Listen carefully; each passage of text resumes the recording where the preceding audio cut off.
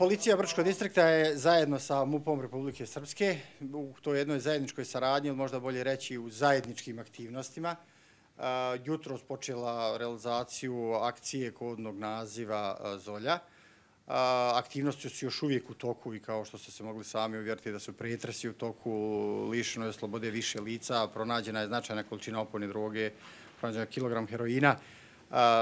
Toj grupi lica koja su lišena slobode stavljaće se na teret mnogo veća neovlašćena proizvodnja i stavljanje u promet opojnih droga, obzirom da akcija seže više mjeseci unazad i tako da smo primjenjivali posebne istražne radnje, nadzora i tehničkog snimanja telekomunikacija, slušanja, obzirom da svi znamo na što mislim, i druge posebne istražne radnje.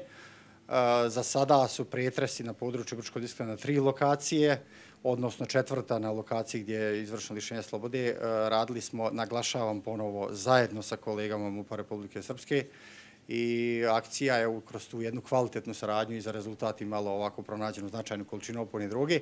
Uz to da naglašavam da su aktivnosti u toku i to ono što maksimalno možemo trenutno da kažemo da je do sada urađeno. Naravno, kompletna aktivnost što se tiče ovog slučaja se vodi pod nadzorom tužilaštva Brčkog distrikta za krivično djelo neovlašćene proizvodnje i stavljanje u promet opojnih droga.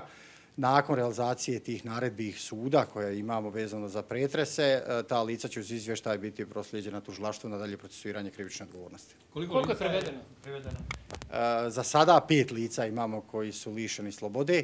Naravno, aktivnosti su, kažem, u toku u smislu ovih redovnih radnji i dokazivanja.